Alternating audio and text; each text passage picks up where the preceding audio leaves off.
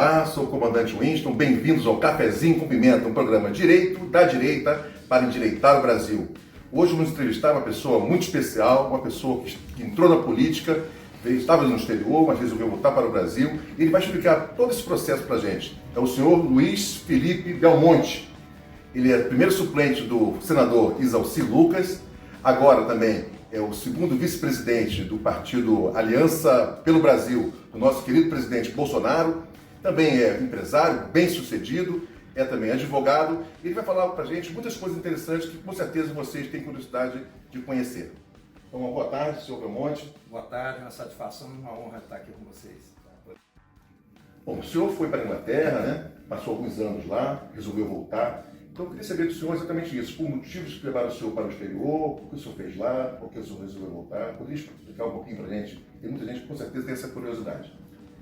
Bom, em 2002 teve a eleição do Lula, né? E afinal, é uma eleição, o povo votou, a gente tem que respeitar o resultado democraticamente.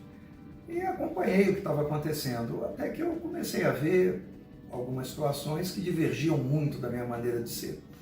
Mas eu digo, vamos continuar, vamos trabalhar aí pelo Brasil, aguardar aí que as coisas tomem um novo rumo.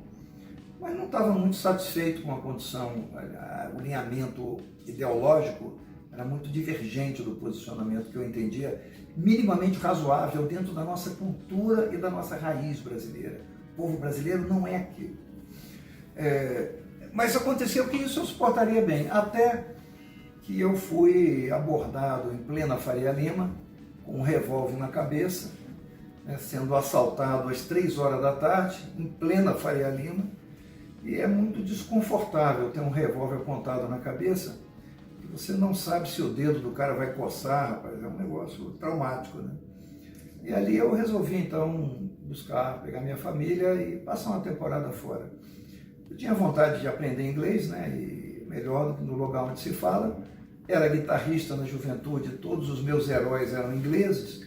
Eu digo, eu vou passar uma temporada, aprender inglês e esperar um pouquinho o que acontece no nosso país, né? Quando foi, isso em 2009, quando foi em 2016, 2017, eu fiquei vindo muito ao Brasil. Eu vim 11 vezes em 2016 e 10 vezes em 2017. E no que eu cruzava o oceano, eu pensava muito nas condições do que eu via e vivia no Reino Unido, na Inglaterra, em matéria de qualidade de vida, em matéria de seriedade, em matéria de governo sério, e comparava com as dificuldades que nós víamos no Brasil, né? Os problemas, a corrupção, toda uma série de situações, e ficava buscando qual a razão dessas diferenças, né? E encontrei algumas respostas, alguns porquês e algumas soluções. Nisso veio o então candidato Jair Bolsonaro com propostas que eram muito, digamos, consonantes, muito harmonizadas com aquilo que eu pensava, que eram as raízes do nosso povo.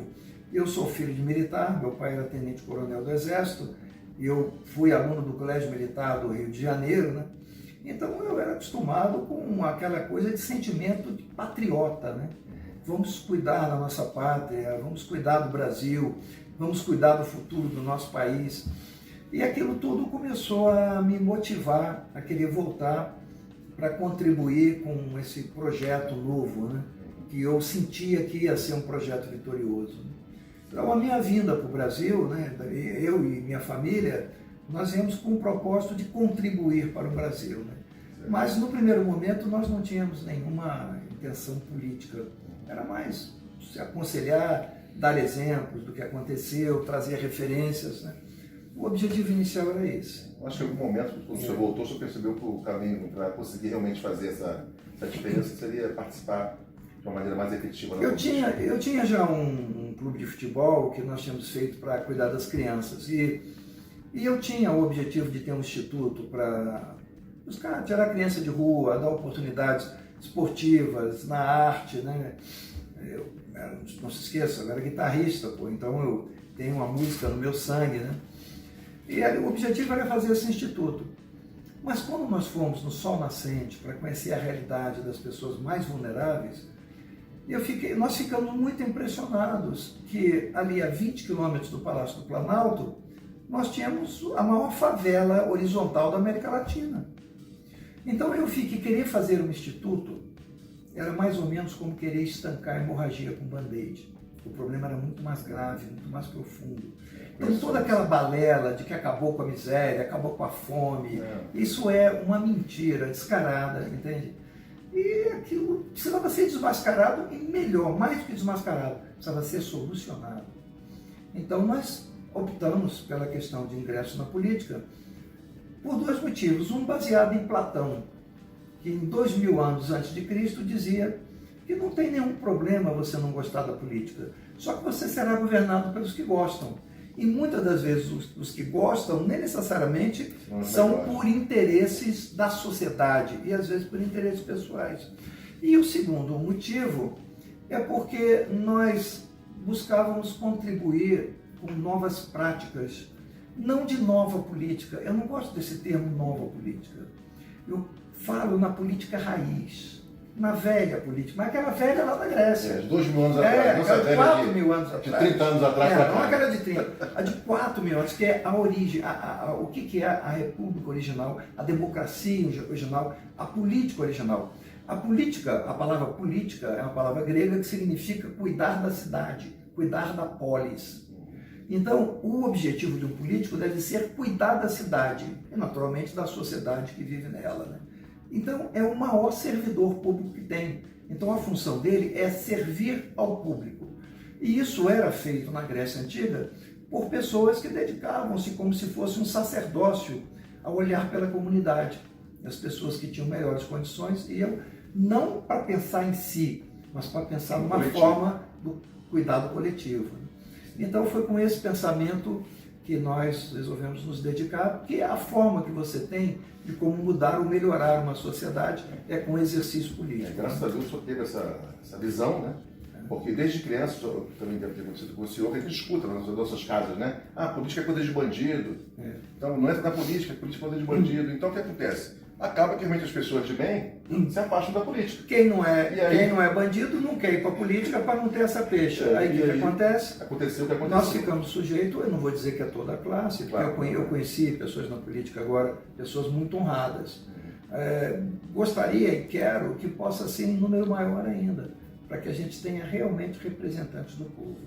Porque você tem muito na política hoje representantes do capital, né, de alguns setores econômicos, do corporativismo, né, e representante da sociedade. Por isso eu defendo muito a aplicação do voto distrital misto. Porque o voto distrital misto ele diminui a força do poder econômico. Porque ele vai dentro daquela região que ele vai ser votado, então a campanha dele não é tão cara. Porque quando você fala o seguinte, vamos acabar com recursos públicos. Isso o PT levantou na época da Lava Jato. Olha só, recursos públicos, como é que de recursos privados, de doações privadas. O pessoal, na verdade, só faz investimento.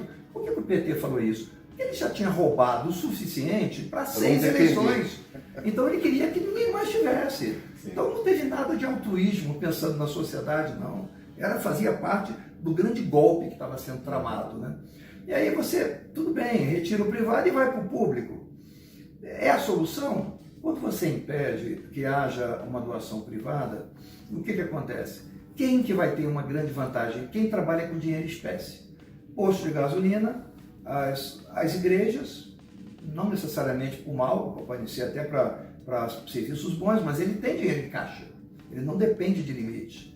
E principalmente para o crime organizado, que tem dinheiro a rodo não declarado. Então você dá força para o crime organizado quando você faz isso. Eu defendo que possa haver, sim, um investimento privado, mas com uma condição, que aquele empresário que doou para o governo não possa contratar com o governo. Aí ele vai demonstrar que realmente ele quer contribuir com um viés ideológico que ele acredita, e não que ele está fazendo um investimento para ter resultado depois. Não voltará a acontecer um petrolão. E que não tenha dinheiro público envolvido, porque o dinheiro público não é para financiar candidaturas. O dinheiro público é para atender a sociedade. Esse é o meu pensamento, né? Embora contrariando muitos políticos e muitos setores, mas é o meu sentimento sincero. Mas fala pra gente um pouquinho, como foi essa aproximação com o Bolsonaro, porque a gente sabia que o senhor estava lá no PSDB, né? o primeiro suplente do Isalci Lucas, nosso senador aqui para o DF. Então, como é que foi essa aproximação? Já que o PSDB não é da base do Bolsonaro. A minha ida para o PSDB foi por um convite lá do então candidato Isalci, né, hoje senador, e eu fiquei muito honrado com o convite do grupo que estava lá, apesar de que eu não sou muito vinculado originariamente à social-democracia, mas estrategicamente era realmente, não só estrategicamente, mas como pela confiança na proposta apresentada pelo então candidato, né, eu senti que era um bom lugar para ficar. E eu não deixo de reconhecer que o PSDB tem os quadros dos mais qualificados do país, como demonstrou aí ao longo da história do presidencialismo brasileiro, né? Então é um partido que eu respeito muito pelas credenciais de seus quadros. E esse foi o motivo que eu fui, conseguimos a eleição, não foi uma eleição fácil, mas conseguimos êxito. Mas como foi mais recentemente, eu fui apresentado à advogada Karina Cufa, que é advogada pessoal do presidente da República, e nós começamos a conversar sobre questões jurídicas, sobre questões políticas, e ela sentiu muita afinidade em tudo que eu penso, não só com propostas de solução para problemas brasileiros, né? Eu tenho dito que eu sou uma pessoa que eu sou muito voltado para soluções, porque problemas a gente tem demais, mas eu até como advogado, eu fui treinado a procurar ver a solução em todos os problemas que aparecem. Apareceu um problema na minha mesa, ele tem que sair solucionado, porque é para isso que eu me preparei, né? Então, a minha cabeça ela é muito voltada em resolver as coisas, em soluções, em questões objetivas. E eu apresentei uma série de propostas, de soluções, ela gostou muito, sob o ponto de vista também da visão jurídica, também ela se afinou muito. E a partir disso, quando houve a necessidade de se buscar uma nova sigla para que o presidente fosse, eu, a Karina, o Admar, que é o ex-ministro do TSE, junto com a Karina, me chamaram e nós começamos a procurar soluções, né? E fomos em um partido, fomos em outro, analisamos, e eu vi que os partidos, cada um tinha já as suas características, ou seja, as cadeiras estavam ocupadas. Além do receio que as pessoas tinham da vinda do presidente da República. Que uma coisa é vir um parlamentar para o partido, outra coisa é vir o presidente da República. Com poder. Então ele tem todo o peso e as pessoas se sentiam de repente ameaçadas nas suas posições. E nós chegamos à conclusão de que a solução para o presidente, que ele não queria ficar envolvido com aquele laranjal do PSL, né? Aquelas situações, ele pedia um esclarecimento. Como não eram dadas, ele não se sentia confortável com aquela situação de suspeitas, né? Então ele queria, faz uma auditoria, não quer fazer, então vou procurar uma outra alternativa, né? Inclusive aquela live que foi divulgada, eu que estava filmando pelo Cafezinho com Pimenta, não era um vídeo comum, era uma live, já estava no ar, já tinham mais de 50 pessoas acompanhando ao vivo, quando o presidente fez aquele comentário, né, que o PSL, o gato está queimado. Está maduro, está queimado pra caramba. Eu fiquei preocupado, porque eu sou um apoiador do nosso presidente, né? Fiquei preocupado, mas era uma live, e vários repórteres acompanham a nossa live ao vivo também, já estão gravando. Então eu falei, não adianta, agora já está no mundo. Exato, mas aí a questão foi isso, aí nós fizemos esse encaminhamento ao presidente. Isso foi numa quarta-feira. Quando foi no sábado, o presidente estava viajando para o Japão, naquele périplo que ele fez lá na Arábia, né, na Arábia Saudita, em Abu Dhabi e na China. Quando ele estava viajando no sábado, o Admar me ligou e disse, olha, Felipe, o presidente meditou muito sobre a questão do novo partido e ele agora está convencido que realmente é o melhor caminho. Deu sinal verde, vamos trabalhar no novo partido. E aí começamos, eu, Admar e a Karina, originariamente, com alguns apoios também da área de comunicação, né, do Sérgio Lima, que cuidou da parte de plataformas, e começamos a montar toda a estrutura para o novo partido. Depois fomos ver a questão do nome, como ele ia ver, até que o presidente aprovou o nome, né, Aliança pelo Brasil, né, e lançamos e estamos aí. Já deu certo, né? E como eu participei muito de todo esse processo, dando muitas ideias, alguns conselhos e sugestões, mereci dele a confiança, né, até por indicação também do nosso grupo, de participar da primeira executiva do partido. E ele me confirmou como o segundo vice-presidente. Muito bem escolhido, por sinal. O senhor acredita que o TSE vai liberar, né, que as assinaturas digitais sejam colhidas? Nós saberemos amanhã, né? Amanhã já. Saberemos amanhã. Agora, é uma questão de coerência, né? Se é admitido a certificação eletrônica e a assinatura digital para votar para presidente, como não aceitá-los para apoiar uma determinada linha ideológica? E aí, eu sei que há um cuidado, porque nós temos muitos partidos. Se o TSE abre muito, ele vai abrir para ter mais partido ainda. Bem, lembre-se, eu defendo a extinção do fundo partidário. Né? Eu acho que o partido tem que se garantir. E acabar o fundão, com certeza os partidos vão cair para 6, 7. Aí vai quem puder, vai quem puder, com quem tiver estrutura, né? Essa é uma coisa. A outra coisa é que nós estamos criando o primeiro partido de direita desse país. A falar em direita há uns anos passados era crime, era sacrilégio. Você ia ser imolado em praça pública, né?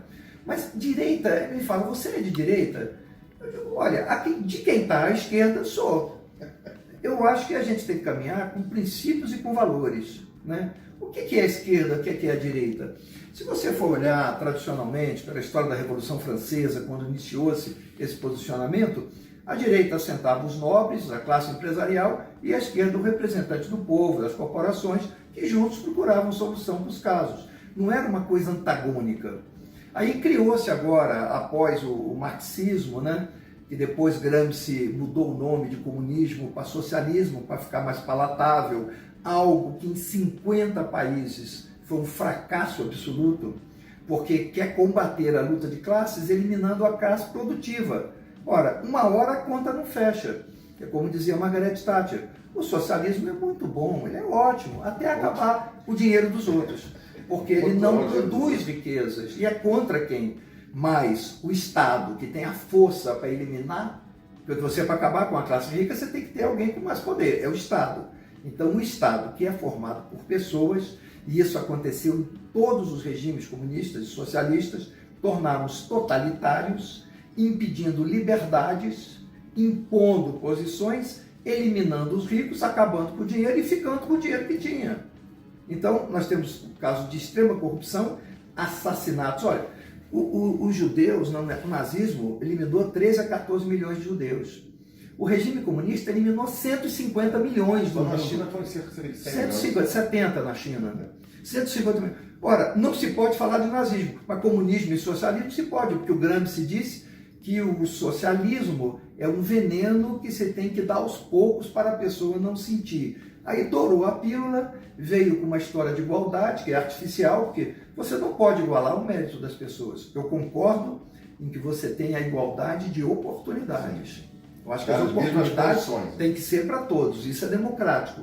Mas cada um vai exercer essa liberdade, né, de oportunidade conforme o seu mérito, conforme a sua disposição para o trabalho, o seu preparo. Então você tem que ter a meritocracia como fundamento. Então, nós temos que entender esquerda e direita, o que significa exatamente isso? Esquerda é comunismo, socialismo, direita é um outro tipo de sistema?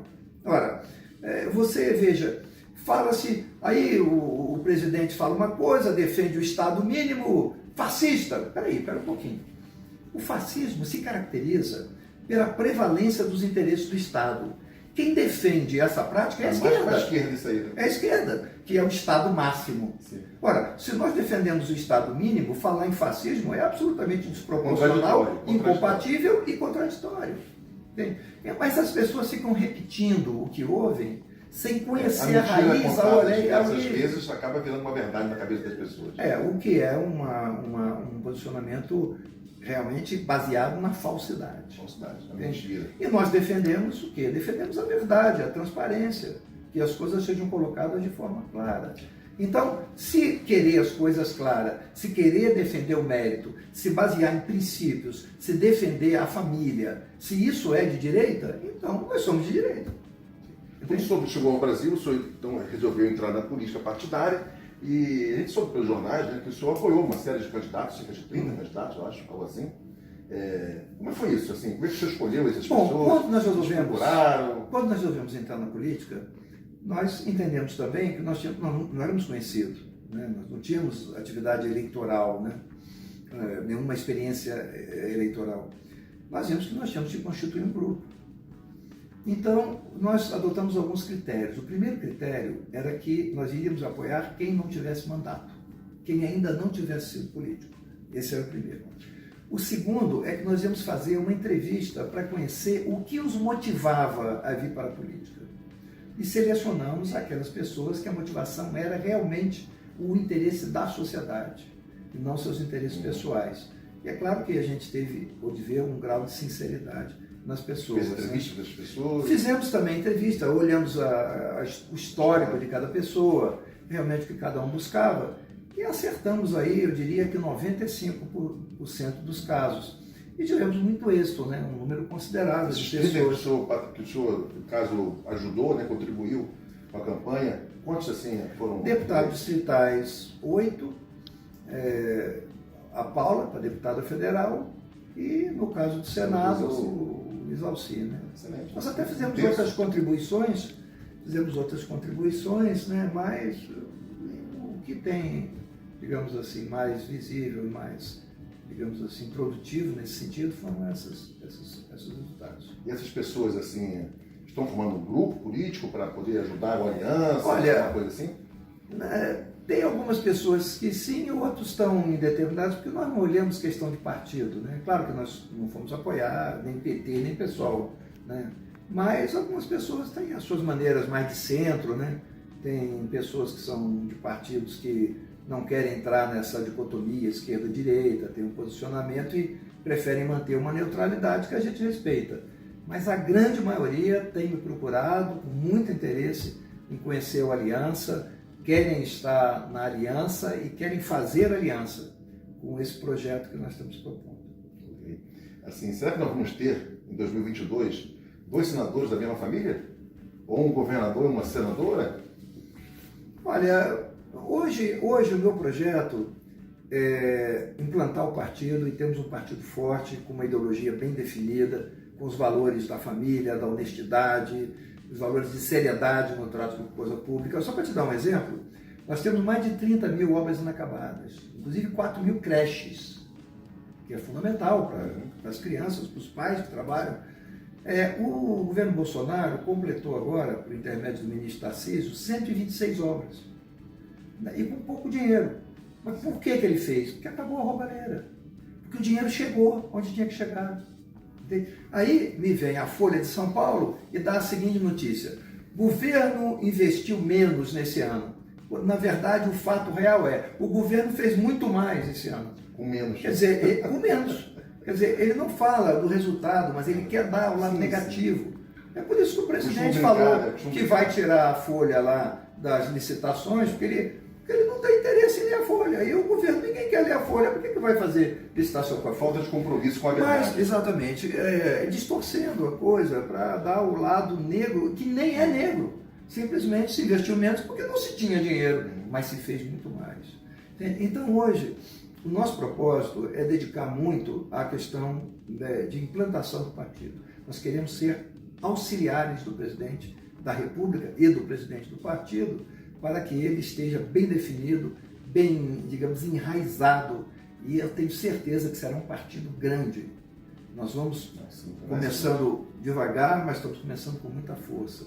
Ou seja, é uma semente de mostarda que nasce pequenininha, mas dará uma árvore frondosa. Então, hoje, o meu horizonte é cuidar do partido. Não estou com propensões outras com relação a isso. A Paula Belmonte tem se destacado no cenário nacional, no CPI do BNDES, com uma série de propostas da primeira infância, tem tido êxitos extraordinários, muito bem quista, foi considerada a melhor parlamentar do Distrito Federal. E foi a primeira nacional também durante um certo tempo. Já chegou a ser a nacional também, né? Porque ela se dedica muito, ela é uma pessoa leal e verdadeira. Isso ela passa, porque ela não faz as coisas para aparecer, ela faz com esse princípio que nós viemos para cá, para contribuir com um país melhor. Então, seria muito prematuro, né, de minha parte hoje dizer que pretensão nós teremos, até porque nós temos aí ainda uma caminhada longa, né? E o nosso propósito não é carreirismo político. Como eu disse, nós viemos dar contribuições. Se nós conseguirmos trazer boas referências, pudermos ter exemplos a serem seguidos e outras pessoas agregarem, nós já iremos considerar que a nossa a nossa missão, aquilo a que nós nos propusemos, terá sido cumprida. Agora, você sabe, missão cumprida pode ser só porque a gente fez o que tinha que fazer, como ela pode ser também uma missão cumprida, que se cumprir para alguma coisa. Então, o futuro é que dirá isso, né? Eu tenho certeza que vai dar tudo certo. Aquela facada que o Bolsonaro levou, ele ter sobrevivido àquele atentado, aquilo é a mão de Deus, né? É a mão de Deus. Então, nós cristãos, assim, que acreditamos no ser superior, que é o bem do nosso, todo o nosso povo, né? Aquilo não sobreviveu para não acontecer nada. Ele sobreviveu para que realmente pudesse ser certas coisas que ele vai fazer, como esse partido que ele está criando. Já nasceu grande, né? Porque o evento estava pensando que ia ser um evento menor, com menos pessoas, a convenção do partido. Olha, a nossa preocupação... Explodiu, era todo mundo querendo vir. Eu fui lá, eu encontrei várias pessoas vindo do Ceará, do Pernambuco, Rio Grande do Sul, São Paulo, pessoas que eu conheço, me viam, vinham falar comigo. Então, teve até um probleminha lá, porque muita gente não pôde participar do auditório, né? É verdade. Estava no auditório, e aí reclamaram, porque a estrutura aqui não está boa, não tem água. Você podia falar um pouquinho sobre isso? Posso, comandante, foi o seguinte, a nossa preocupação era que o auditório estivesse cheio. A gente estava com medo que o auditório não enchesse. Seria muito ruim fazer uma convenção, um lançamento e espaço vazio dentro do auditório para o partido do presidente. Mas aconteceu o seguinte, veio chegando tanta gente, tanto apoio, e os próprios parlamentares trouxeram cada um. Eu sei que na hora lá, era porque eu vi do deputado tal, porque eu vi do presidente, porque eu vi isso, que era tanta autoridade. E a gente ficou surpreso, mas ao mesmo tempo fomos surpreendidos com a quantidade de pessoas. E o auditório tinha uma limitação física. Simplesmente não era que a gente não quisesse receber. Receberíamos todos, mas não cabia. Era questão física. E nós tivemos que improvisar algumas situações, e como você sabe, o improviso nem sempre a gente consegue dar o atendimento que as pessoas merecem, né? Com todo o carinho que as pessoas vieram trazer ao presidente, apoio. E nisso, infelizmente, a gente não atendeu a todos como gostaríamos. Mas é porque nós somos realmente surpreendidos. Nós esperávamos 400 a 500 e vieram 2.000 pessoas, né? Tanto que é que eu quase não consigo chegar, porque o trânsito lá não permitia nem, né, que a gente... O próprio Bolsonaro fez vídeos e saiu na televisão pedindo para as pessoas que não fossem concorrer para não irem. Porque a gente já tinha informação de que ia ter muita gente, mas foi muito mais... A gente fez uma estrutura mínima para atender alguns, mas veio muito mais do que a gente esperava, né? Então, há um tempo, a gente agradece muito essas pessoas que vieram para prestigiar. E, por outro lado, pedimos desculpas por não ter atendido da melhor maneira, mas é porque nós não estávamos preparados para tanto carinho, diria eu, né?